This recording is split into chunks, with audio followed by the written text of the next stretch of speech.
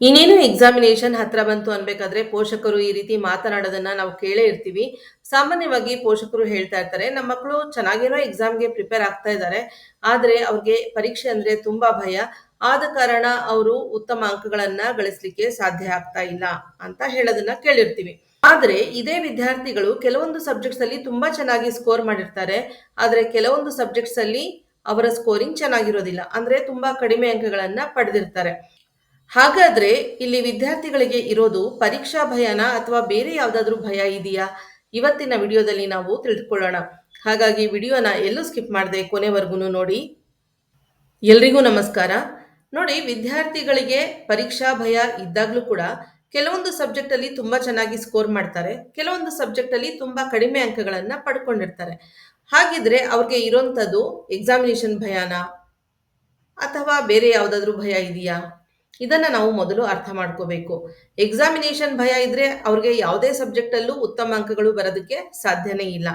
ಆದರೆ ಕೆಲವು ಸಬ್ಜೆಕ್ಟ್ ಅಲ್ಲಿ ಒಳ್ಳೆ ಅಂಕಗಳು ಬರ್ತಾ ಇದೆ. ಆದ್ರೆ ಕೆಲವು ಸಬ್ಜೆಕ್ಟ್ ಅಲ್ಲಿ ಒಳ್ಳೆಯ ಅಂಕಗಳು ಬರ್ತಾ ಇಲ್ಲ ಅಂದ್ರೆ ನಾವು ಅರ್ಥ ಮಾಡ್ಕೋಬೇಕು, ಅವ್ರಿಗೆ ಇರುವಂತದ್ದು ಎಕ್ಸಾಮಿನೇಷನ್ ಭಯ ಅಲ್ಲ, ಅವರಿಗೆ ಇರುವಂತದ್ದು ಆ ಒಂದು ಪರ್ಟಿಕ್ಯುಲರ್ ಸಬ್ಜೆಕ್ಟ್ ಬಗ್ಗೆ ಭಯ.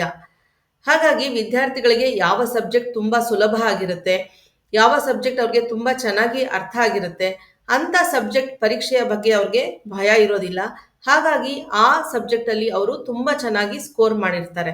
ಆದ್ರೆ ಯಾವ ಸಬ್ಜೆಕ್ಟ್ ಅವ್ರಿಗೆ ತುಂಬಾ ಕಷ್ಟ ಅಂತ ಅನ್ಸಿರುತ್ತೆ, ಯಾವ ಸಬ್ಜೆಕ್ಟ್ ಅವ್ರಿಗೆ ಚೆನ್ನಾಗಿ ಅರ್ಥ ಆಗಿರಲ್ಲ, ಅಂತಹ ಸಬ್ಜೆಕ್ಟ್ ಪರೀಕ್ಷೆಯ ಬಗ್ಗೆ ಮಾತ್ರ ಅವ್ರಿಗೆ ಭಯ ಇರುತ್ತೆ.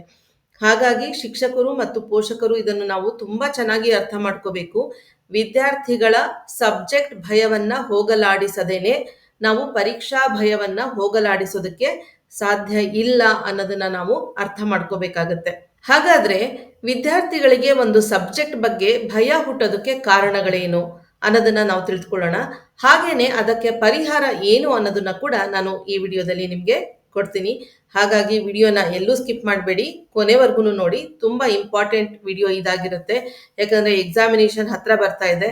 ಹಾಗಾಗಿ ಇದು ನಿಮ್ಗೆ ತುಂಬಾನೇ ಸಹಾಯ ಆಗುತ್ತೆ. ವಿದ್ಯಾರ್ಥಿಗಳಿಗೆ ಯಾವುದೇ ಒಂದು ಸಬ್ಜೆಕ್ಟ್ ಬಗ್ಗೆ ಭಯ ಹುಟ್ಟೋದಕ್ಕೆ ಹಲವಾರು ಕಾರಣಗಳಿರುತ್ತೆ. ಅದರಲ್ಲಿ ನಾವು ಮೊದಲನೇದಾಗಿ ನೆಗೆಟಿವ್ ಎಕ್ಸ್ಪೀರಿಯನ್ಸಸ್ ಅಂತ ಹೇಳ್ಬೋದು. ಫಾರ್ ಎಕ್ಸಾಂಪಲ್, ಯಾವುದೋ ಒಂದು ಪರ್ಟಿಕ್ಯುಲರ್ ಸಬ್ಜೆಕ್ಟ್ ಅಲ್ಲಿ ಒಬ್ಬ ವಿದ್ಯಾರ್ಥಿ ನಿರಂತರವಾಗಿ ಫೇಲ್ ಆಗ್ತಾ ಇದ್ರೆ ನ್ಯಾಚುರಲ್ ಆಗಿ ಅಂದ್ರೆ ಸ್ವಾಭಾವಿಕವಾಗಿ ಆ ಒಂದು ಸಬ್ಜೆಕ್ಟ್ ಬಗ್ಗೆ ಭಯ ಹುಟ್ಟುತ್ತೆ.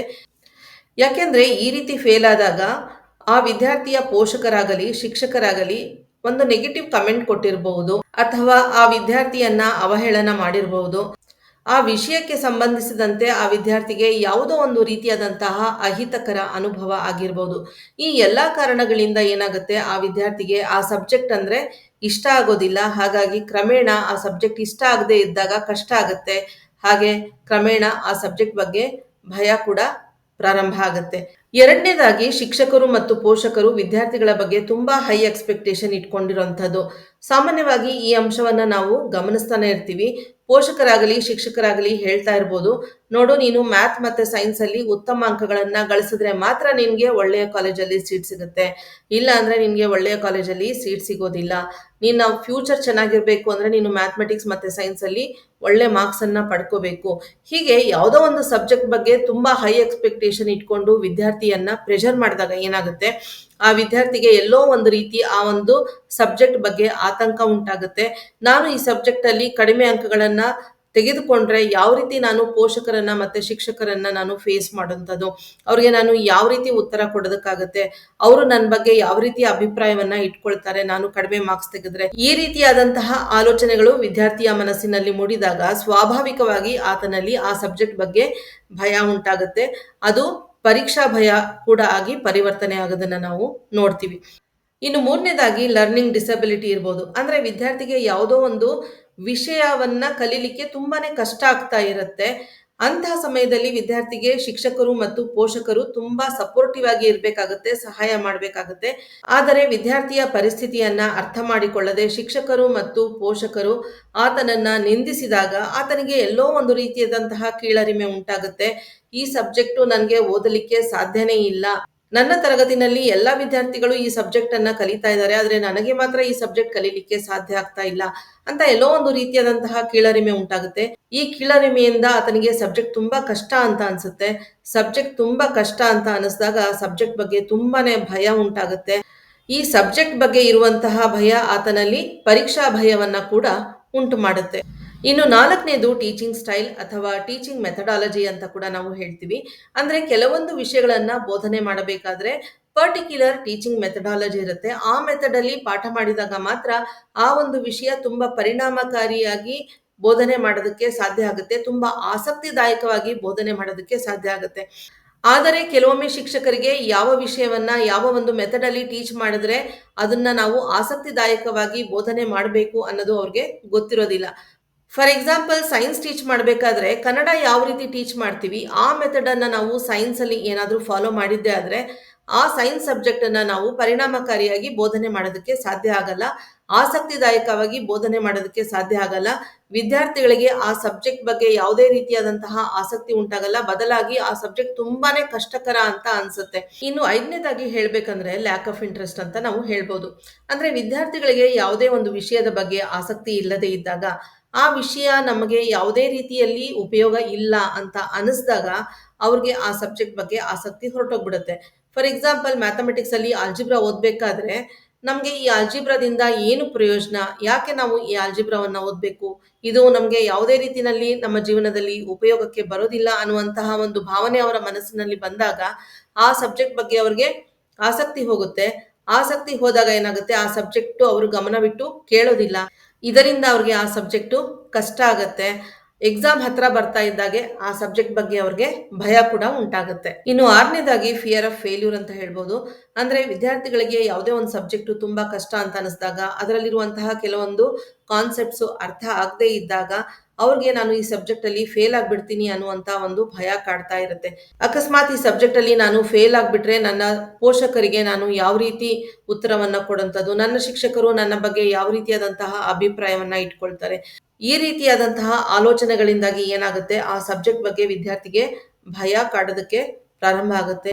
ಇದರಿಂದಾಗಿ ಅವರು ಉತ್ತಮ ಅಂಕಗಳನ್ನ ಗಳಿಸ್ಲಿಕ್ಕೂ ಕೂಡ ಸಾಧ್ಯ ಆಗೋದಿಲ್ಲ. ಇನ್ನು 7ನೇದಾಗಿ ನಾವು ಹೇಳ್ಬೋದು ಮಿಸ್ಕನ್ಸೆಪ್ಷನ್ಸ್ ಅಂತ.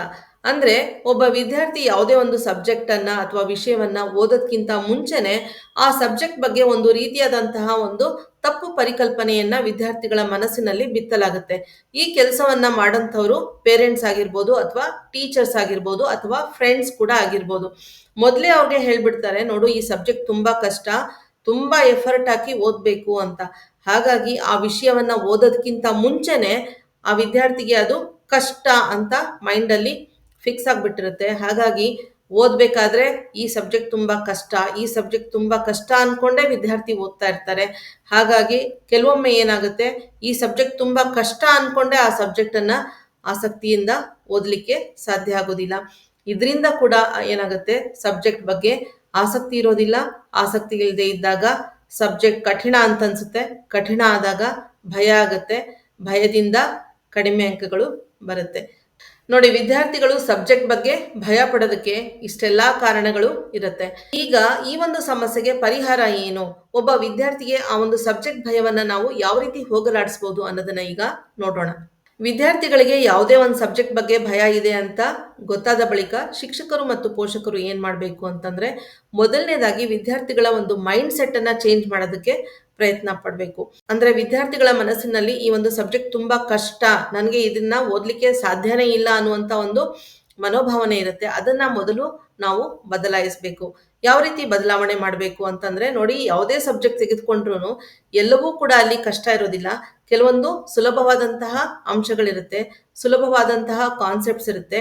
ಅಂದ್ರೆ ಆ ಸಬ್ಜೆಕ್ಟ್ ಅಲ್ಲಿ ಸುಲಭವಾದಂತಹ ಅಂಶಗಳು ಏನಿದೆ, ಮೊದಲು ಅದರ ಬಗ್ಗೆ ಕಾನ್ಸಂಟ್ರೇಟ್ ಮಾಡಿ ಆ ವಿಷಯಗಳನ್ನ ವಿದ್ಯಾರ್ಥಿಗಳಿಗೆ ಓದೋದಕ್ಕೆ ಹೇಳಿಕೊಟ್ಟಾಗ ವಿದ್ಯಾರ್ಥಿಗಳಿಗೆ ಅನಿಸುತ್ತೆ, ಈ ಸಬ್ಜೆಕ್ಟ್ ನಾನು ಅಂದ್ಕೊಂಡಷ್ಟು ಕಷ್ಟ ಇಲ್ಲ, ಇದು ಸುಲಭ ಇದೆ ಅಂತ ಅವ್ರ ಮನಸ್ಸಿನಲ್ಲಿ ಬರಬೇಕು.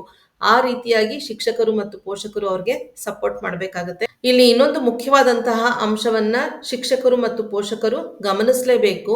ಪರ್ಫೆಕ್ಷನ್‌ಗಿಂತ ಹೆಚ್ಚಾಗಿ ವಿದ್ಯಾರ್ಥಿಗಳು ಏನು ಎಫರ್ಟ್ ಹಾಕ್ತಾ ಇದ್ದಾರೆ, ಏನು ಪ್ರಯತ್ನ ಮಾಡ್ತಾ ಇದ್ದಾರೆ, ಅದಕ್ಕೆ ಇಂಪಾರ್ಟೆನ್ಸ್ ಕೊಡಬೇಕಾಗತ್ತೆ. ಆ ಒಂದು ವಿಷಯಕ್ಕೆ ವಿದ್ಯಾರ್ಥಿಗಳಿಗೆ ಮೋಟಿವೇಶನ್ ಮಾಡಬೇಕಾಗತ್ತೆ. ಪ್ರೇರಣೆಯನ್ನ ಕೊಡಬೇಕಾಗತ್ತೆ. ಪ್ರೇರಣಾದಾಯಕವಾದಂತಹ ಮಾತುಗಳನ್ನ ಆಡಬೇಕಾಗತ್ತೆ. ಆಗ ವಿದ್ಯಾರ್ಥಿಗಳಲ್ಲಿ ನಿಧಾನವಾಗಿ ಆ ಒಂದು ಸಬ್ಜೆಕ್ಟ್ ಬಗ್ಗೆ ಇರುವಂತಹ ಮೈಂಡ್ ಸೆಟ್ ಚೇಂಜ್ ಆಗತ್ತೆ. ಇನ್ನು ಎರಡನೆಯದಾಗಿ ಶಿಕ್ಷಕರು ಮತ್ತು ಪೋಷಕರು ಗಮನ ನೀಡಬೇಕಾದಂತಹ ಒಂದು ಅಂಶ ಅಂದ್ರೆ ತುಂಬಾ ಹೈ ಎಕ್ಸ್ಪೆಕ್ಟೇಷನ್ ಇಟ್ಕೊಳ್ಬಾರ್ದು. ವಿದ್ಯಾರ್ಥಿಗಳ ಸ್ಮಾಲ್ ಅಚೀವ್ಮೆಂಟ್ಸ್ ಏನಿದೆ ಅದನ್ನ ಸೆಲೆಬ್ರೇಟ್ ಮಾಡಬೇಕು. ವಿದ್ಯಾರ್ಥಿಗಳು ಯಾವುದೋ ಒಂದು ಚಿಕ್ಕದಾದಂತಹ ಒಂದು ಪ್ರಾಬ್ಲಮ್ನ ಸಾಲ್ವ್ ಮಾಡಿರ್ತಾರೆ, ಅದನ್ನ ಅಪ್ರಿಶಿಯೇಟ್ ಮಾಡಬೇಕು, ಪ್ರಶಂಸೆಯ ಮಾತುಗಳನ್ನಾಡಬೇಕು. ಇದರಿಂದ ಏನಾಗುತ್ತೆ, ವಿದ್ಯಾರ್ಥಿಗಳಿಗೆ ಹೆಚ್ಚಿನ ಒಂದು ಮೋಟಿವೇಶನ್ ಸಿಗುತ್ತೆ. ಇದು ಎರಡನೆಯ ಅಂಶ.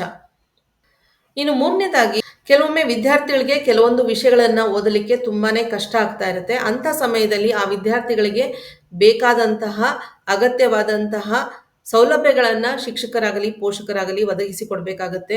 ಮೇ ಬಿ ಒಂದು ಸ್ಪೆಷಲ್ ಕ್ಲಾಸಸ್ ಆಗಿರ್ಬೋದು, ಸ್ಪೆಷಲ್ ಟ್ಯೂಟರ್ನ ಅರೇಂಜ್ ಮಾಡೋದಾಗಿರ್ಬೋದು, ಅಥವಾ ಅವರಿಗೆ ಓದಲಿಕ್ಕೆ ಬೇಕಾದಂತಹ ಒಂದು ಸಂಪನ್ಮೂಲಗಳನ್ನ ಒದಗಿಸಿಕೊಡೋದಾಗಿರ್ಬೋದು. ಈ ರೀತಿಯಾಗಿ ವಿದ್ಯಾರ್ಥಿಗಳಿಗೆ ಸಹಾಯ ಮಾಡಿದಾಗ ಅವರು ಆ ಒಂದು ವಿಷಯದಲ್ಲಿ ಉತ್ತಮವಾದಂತಹ ಅಂಕಗಳನ್ನ ಗಳಿಸ್ಲಿಕ್ಕೆ ಸಾಧ್ಯ ಆಗುತ್ತೆ. ಆಮೇಲೆ ಇನ್ನು ನಾಲ್ಕನೇದಾಗಿ ವಿದ್ಯಾರ್ಥಿಗಳಿಗೆ ಯಾವಾಗಲೂ ರಿಯಲಿಸ್ಟಿಕ್ ಗೋಲ್ ಅನ್ನ ಕೊಡಬೇಕು. ರಿಯಲಿಸ್ಟಿಕ್ ಗೋಲ್ ಅಂದ್ರೆ ಏನು?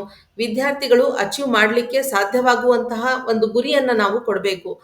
ಕೆಲವೊಮ್ಮೆ ನಾವೇನ್ ಮಾಡ್ತೀವಿ, ಕ್ಲಾಸ್ ಅಲ್ಲಿ ಹೋಲ್ಸೇಲ್ ಆಗಿ ಹೇಳ್ಬಿಡ್ತೀವಿ, ನೋಡಿ ಎಲ್ಲರೂ ಅಬೌವ್ 95% ಬರಬೇಕು, ಅಬೌವ್ 90% ಬರಬೇಕು ಅಂತ ಹೇಳ್ತೀವಿ. ಆದ್ರೆ ಎಲ್ಲಾ ವಿದ್ಯಾರ್ಥಿಗಳಿಂದ ಅಬೌವ್ 95 ಅಬೌವ್ 90% ತೆಗಿಲಿಕ್ಕೆ ಸಾಧ್ಯ ಆಗೋದಿಲ್ಲ.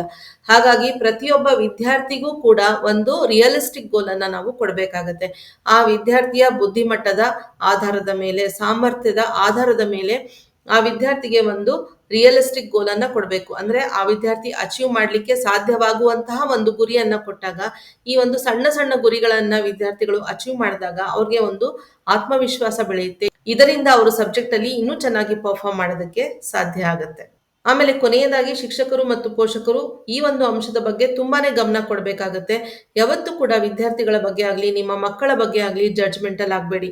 ಅಂದ್ರೆ ನಮ್ಮ ಮಕ್ಕಳು ಇಷ್ಟೇನೆ, ಅವರ ಸಾಮರ್ಥ್ಯ ಇಷ್ಟೇನೆ, ಅವರ ಬುದ್ಧಿಮಟ್ಟ ಇಷ್ಟೇನೆ, ಅವ್ರಿಗೆ ಈ ಸಬ್ಜೆಕ್ಟು ಓದಕ್ಕೆ ಆಗೋದೇ ಇಲ್ಲ, ಈ ರೀತಿಯಾದಂತಹ ಒಂದು ಜಡ್ಜ್ಮೆಂಟ್ ಅನ್ನ ಯಾವುದೇ ಕಾರಣಕ್ಕೂ ನಿಮ್ಮ ಮಕ್ಕಳ ಬಗ್ಗೆ ಆಗಲಿ ವಿದ್ಯಾರ್ಥಿಗಳ ಬಗ್ಗೆ ಆಗಲಿ ಮಾಡೋದಕ್ಕೆ ಹೋಗ್ಬೇಡಿ. ಈ ವಿಡಿಯೋದಲ್ಲಿ ತಿಳಿಸಿರುವಂತಹ ಎಲ್ಲ ಅಂಶಗಳನ್ನ ಗಮನದಲ್ಲಿಟ್ಟುಕೊಂಡು ಶಿಕ್ಷಕರಾಗಲಿ ಪೋಷಕರಾಗಲಿ ವಿದ್ಯಾರ್ಥಿಗಳಿಗೆ ಸಪೋರ್ಟ್ ಮಾಡಿದ್ದೇ ಆದ್ರೆ ವಿದ್ಯಾರ್ಥಿಗಳು ಯಾವುದೇ ರೀತಿಯಾದಂತಹ ಸಬ್ಜೆಕ್ಟ್ನ ಭಯ ಇಲ್ಲದೆ ಪರೀಕ್ಷೆಯಲ್ಲಿ ಉತ್ತಮವಾಗಿ ಅಂಕಗಳನ್ನು ಗಳಿಸಲಿಕ್ಕೆ ಸಾಧ್ಯ ಆಗುತ್ತೆ. ಹಾಗಾಗಿ ಪೋಷಕರೇ ಹಾಗೂ ಶಿಕ್ಷಕರೇ ನಿಮ್ಮ ವಿದ್ಯಾರ್ಥಿಗಳಿಗೆ ಅಥವಾ ಮಕ್ಕಳಿಗೆ ಇರುವಂತಹ ಭಯ ವಿಷಯದ ಬಗ್ಗೆನ ಅಥವಾ ಪರೀಕ್ಷೆಯ ಬಗ್ಗೆನ ಅನ್ನೋದನ್ನ ಕರೆಕ್ಟಾಗಿ ತಿಳಿದುಕೊಳ್ಳಿ. ಅದರ ಪ್ರಕಾರ ನೀವು ಪರಿಹಾರವನ್ನ ಕೊಡಿ. ಈ ವಿಡಿಯೋದಿಂದ ನಿಮ್ಗೆ ಏನಾದರೂ ಪ್ರಯೋಜನ ಆಗಿದ್ರೆ ದಯವಿಟ್ಟು ಕಮೆಂಟ್ ಅಲ್ಲಿ ಮೆನ್ಷನ್ ಮಾಡಿ. ಹಾಗೆ ಈ ವಿಡಿಯೋ ನಿಮಗೆ ಇಷ್ಟ ಆಗಿದ್ರೆ ಲೈಕ್ ಮಾಡಿ, ಶೇರ್ ಮಾಡಿ, ಹಾಗೆ ಚಾನಲ್ನ ಸಬ್ಸ್ಕ್ರೈಬ್ ಮಾಡಿ, ಹಾಗೆ ಬೆಲ್ ನೋಟಿಫಿಕೇಶನ್ ಐಕಾನ್ ಅನ್ನು ದಯವಿಟ್ಟು ಪ್ರೆಸ್ ಮಾಡಿ. ಇದರಿಂದ ನಾನು ಅಪ್ಲೋಡ್ ಮಾಡುವಂತಹ ಎಲ್ಲ ವಿಡಿಯೋಗಳ ನೋಟಿಫಿಕೇಶನ್ ನಿಮಗೆ ಸಿಗುತ್ತೆ. ನನ್ನ ಮುಂದಿನ ವಿಡಿಯೋದಲ್ಲಿ ಮತ್ತೆ ನಾನು ನಿಮ್ಮನ್ನ ಭೇಟಿ ಮಾಡ್ತೀನಿ. ಅಲ್ಲಿವರೆಗೆ ನಮಸ್ಕಾರ, ಧನ್ಯವಾದ.